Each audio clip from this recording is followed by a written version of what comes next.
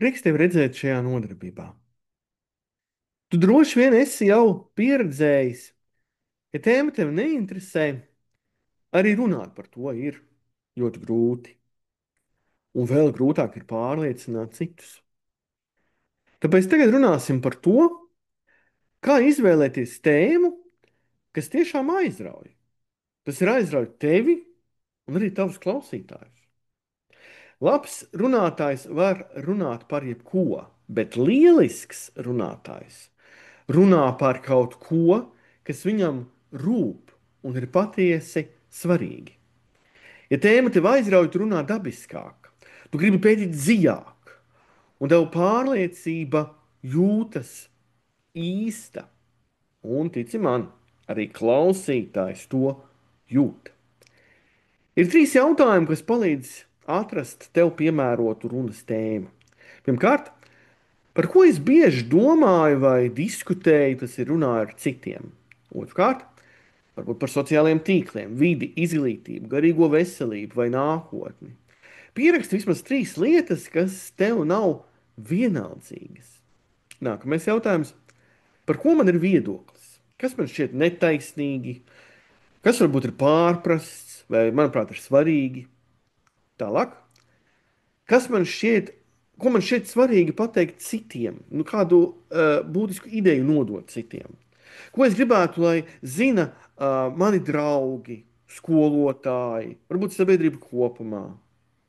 Tad, ja tu atbildi uz šiem jautājumiem godīgi, un tos tā izvērtējot rūpīgi, tu nonāc pie efektīvas tēmas, kurā ir spēks. Un tas spēks nāk no tevis paša. Kad tu esi izvēlējies iespējamo tēmu, jādara arī nākamais solis. Un tas ir pajautāt sev vēl dažus konkretizējošus jautājumus. Piemēram, vai šī tēma ietekmēs citus cilvēkus un kāda būs šī ietekme? Vai tā būs pārliecinošāka, ja te ir saistīta ar klausītāju dzīvi? Vai par šo tēmu varbūt būs kaut kādas diskusijas, varbūt kāds strīdēsies? Ar pārliecināšanas runāju vajag konkrētu tēmu, kur var būt atšķirīgi viedokļi, nevis tikai viens pareizais. Un līdz ar to ir jautājums, vai man pietiks, ko teikt. Ja tu vari izdomāt vismaz divus vai trīs argumentus, tad tēma ir gana plaša, un tev ar diviem, trim argumentiem noteikti pilnībā pietiks. Vai šī tēma ir piemērota manai auditorijai, arī tas ir ļoti svarīgs jautājums. Jo, ja auditorijā ir tava vienaudži, klases biedri, tad jādomā, kas viņus interesē. Nu, lūk, daži iespējami piemēri. Kāpēc skolāniem vajadzētu būt lielākai teikšanai skolai? Kāpēc mentālā veselība jāapspriež atklāti? Kāpēc telefonu skolā nevajadzētu pilnībā aizliegt?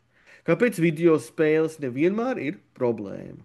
Nu, un tā tālāk. Un ir arī citas tēmas, no kurām labāk ir izvairīties, ja tev nav skaidra viedokļa. Piemēram, nu, tā vispārīgi runājot par dzīvi.